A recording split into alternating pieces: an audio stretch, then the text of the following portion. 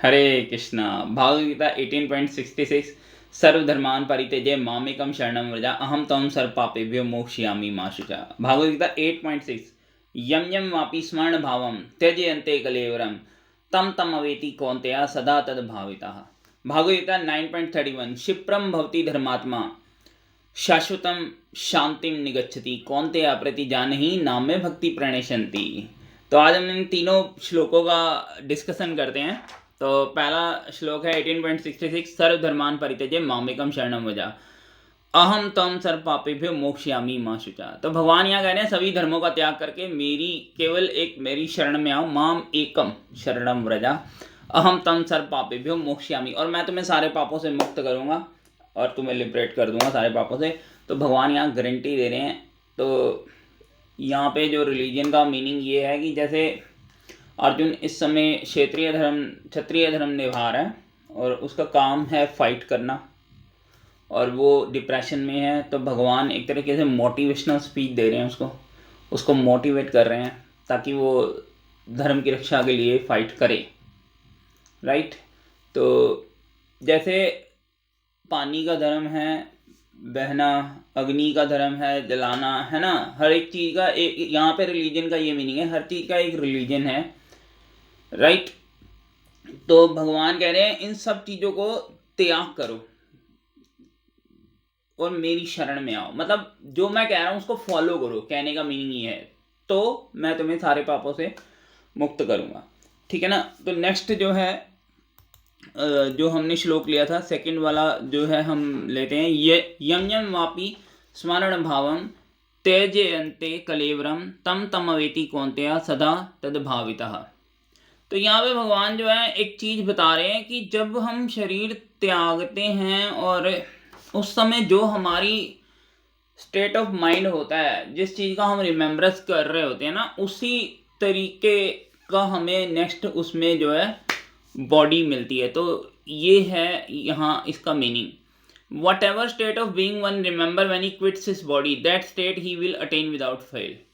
तो जैसे हमारे जो राजा भरत थे जिनके नाम पे ये भारत देश है, तो वो अंतिम समय में जो है मतलब तपस्या के लिए चले गए थे वो वनों में, और तपस्या करते करते एक हिरन का बच्चा वहाँ मिला। तो उस हिरन के बच्चे से उनका बड़ा मोह हो गया, और इतना मोह हो गया कि वो अंतिम समय शरीर त्यागते हुए भी उसी के स्मरण में थे। तो अगले बॉडी उन्हें हिरन की मिली, लेकिन हिरन की बॉडी में उन्हें रिमेम्बरेंस मिली। तो उनको ये बहुत पछतावा हुआ इस चीज़ का बाद में। तो ये बता रहे हैं भगवान कि जिस भी स्टेट ऑफ माइंड में हम अपनी बॉडी को लीव करते हैं उसी तरीके की बॉडी, अब जैसे कोई स्विमिंग करता है तो उसको फिर उसी टाइप की बॉडी मिलेगी जिसमें वो अच्छी तरह, जैसे फिश की बॉडी है या किसी और ओशन के जीव की बॉडी है, ताकि वो अच्छी तरह से इंजॉय कर सके उस चीज़ को जिस चीज़ को वो करना चाहता है। अगर कोई उड़ने का ही सोचता है तो उसको बर्ड की बॉडी मिलेगी, है ना। अगर कोई शिव जी की भक्ति करता है तो वो शिवलोक में जाएगा। तो जिस चीज का हम स्मरण अंतिम समय में करेंगे, लेकिन अंतिम समय में स्मरण रहता है जब इतनी तकलीफ हो रही होती है, मतलब तो इतनी ज़्यादा बॉडी को पेन हो रही होती है शरीर त्यागते हुए, तो स्मरण तो नहीं रहता। तो बहुत मुश्किल होता है, इसलिए हमें अपनी आदतें बदलनी पड़ेंगी, उस हिसाब से हमें करनी पड़ेंगी ताकि हमें स्मरण रहे। वैसे तो भगवान गारंटी देते हैं कि अगर नहीं भी रहेगा तो मैं स्मरण करवाऊंगा, ये भगवत गीता में भगवान गारंटी देते हैं एक श्लोक में।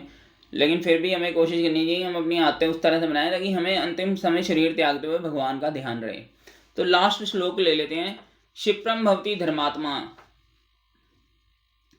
शाश्वतम शांतिम निगच्छति कौन्तेय प्रति जानहि नामे भक्ति प्राणिष्यन्ति। तो भगवान यहाँ पे ये कह रहे हैं कि इस श्लोक का मीनिंग ये है कि भगवान अर्जुन को ये कह रहे हैं कि जाओ ऐलान करो कि मेरे डिवोटी कभी भी ख़त्म नहीं होते, माई डिवोटी नेवर पेरिशेस। तो ये भगवान अर्जुन को ये कह रहे हैं। और जो भी इस डिवोशनल पाथ को अटेंड करता है ही क्विकली बिकम्स राइटियस, वो एक धर्मात्मा बनने की तरफ अग्रसर होता है, एंड अटेन्स लास्टिंग पीस, और जो एवर लास्टिंग पीस है उसको वो गेन करता है। तो ये बहुत ही इंपॉर्टेंट श्लोक है. तो this should not be misunderstood. In the 17th chapter the Lord says that the one who is engaged in the mischievous activity cannot become a devotee of the Lord, and one who is not a devotee of the Lord has no good qualification whatsoever. The question remains, then how can a person engage in the abominable activities either by accident or intentional be a pure devotee? This question may justify be raised.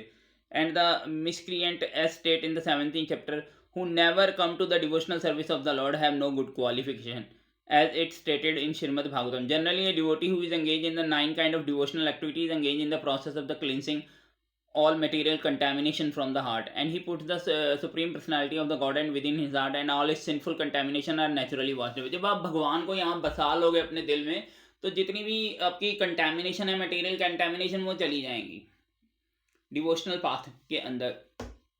तो actually में क्या होता है कि अगर आप भगवान devotional path में जाते हो तो भगवान आपको इतनी शक्ति भी देंगे कि आप उसको समझ सको.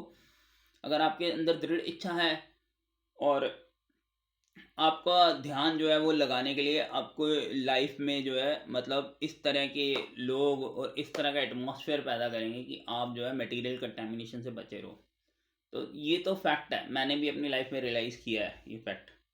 और आई थिंक और भी जो डिवोटीज होंगे उन्होंने भी डेफिनेटली जब ये पाथ पकड़ा होगा, डिवोशनल पाथ जो है, तो रियलाइज़ किया होगा कि भगवान हेल्प करते हैं इस चीज़ के अंदर कि आप मटेरियल कंटेमिनेशन से थोड़ा परे निकलते रहो. तो ये है इन तीनों श्लोकों का मतलब. और कैसा लगा आपको आप ज़रूर बताएं. और मैं 3 श्लोक और लेके आऊँगा जो मेरे फेवरेट हैं. तो हरे कृष्णा. नमो विष्णुपदाय कृष्णप्रेष्ठाय भूतले श्रीमती भक्ति वेदांत स्वामी इति नामिने. नमस्ते सरस्वती देवे गौरवाणी प्रचारिणी निर्विशेष शून्यवादी पाश्चात्य देशदानी. श्री कृष्ण चैतन्य प्रभु नित्यानंदा श्री अद्वैत गदाधर श्री वसादि गौर भक्तवृंदा. श्रील प्रभुपाद की जय. तप्त कांचन गौरांगी राधे वृंदावनेश्वरी वृषभानुसुते देवी प्रणमामि हरिप्रिय. हरे कृष्ण कृष्ण कृष्ण हरे हरे, हरे राम राम राम हरे हरे. हरि बोल.